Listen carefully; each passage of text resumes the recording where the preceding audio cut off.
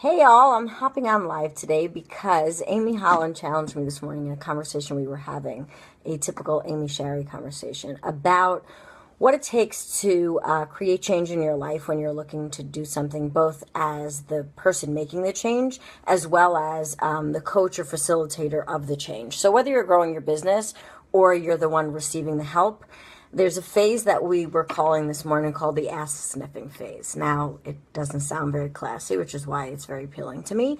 We were explaining how, let's just take your life, for example. So in life, when we decide that we want to make change, it would be really nice if it happened in an instant, but it rarely does. And if it does, call me because I'd love to know how you did that.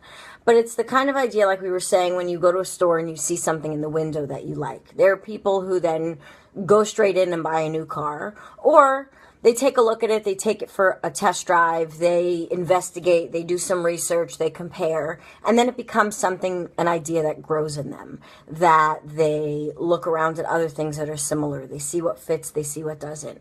Is it the right way to move forward? What part of it scares me? What part of it doesn't? So when you're creating that change in your life, you can find someone to help you, or an idea that you have in front of you, that until you kind of sniff around it and try it on for size, you're not just going to jump in and create that instant change. It doesn't happen like that.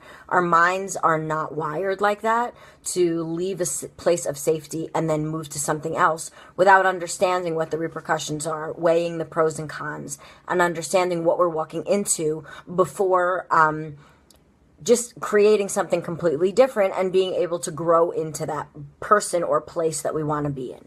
So when it comes to growing your business, on the flip side, when it says, it's talking about, let's say, in terms of bringing clients in, your clients are going to have that ass sniffing time period where they are trying you on for size, listening to what you have to say, understanding your perspectives, listening to what other people say about you, watching your results, understand what is it about them that's drawn to you. Why do they either get triggered and pissed off by what you say, or inspired? So we already know that everyone is not for everybody, which to me is a great thing, because if I have to speak to everyone, I don't really have much to say.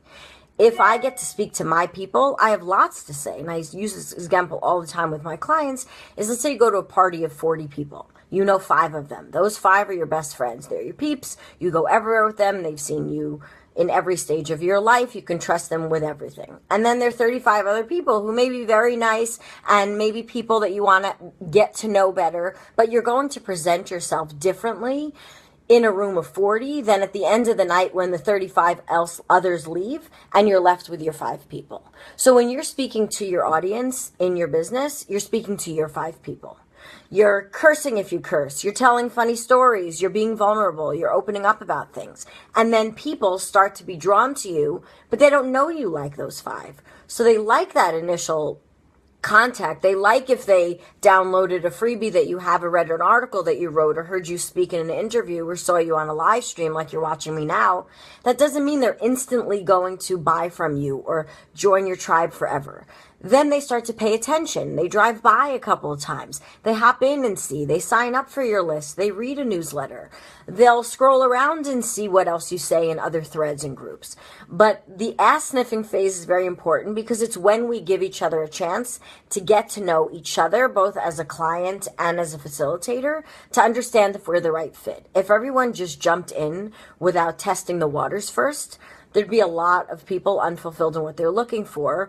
Or as someone who wants to change their life, I need to be able to trust who I'm coming to be able to help me to understand that this is someone who thinks like I do, or doesn't think like I do, and I want to learn the way that they think. So I promised Amy I would hop on here as a bedtime story for her, but it's an important factor to remember when you're creating change in your own life, to really understand what the values and the principles are that drive you to look for that change, and what parts will be that invisible fence that scare you from moving forward. Because it doesn't mean it's a wrong fit. It means something's going on with you that your intuition's telling you, like, ooh, I'm not sure if that's me or them. And that ass sniffing phase, as we said, creates that readiness filter that you're ready to jump in. And if you're someone who is on the other side, on the giving side, You want people to be doing that ass sniffing. You want them to show up for themselves and be ready to either make the investment of time, money, combination, or just commitment to themselves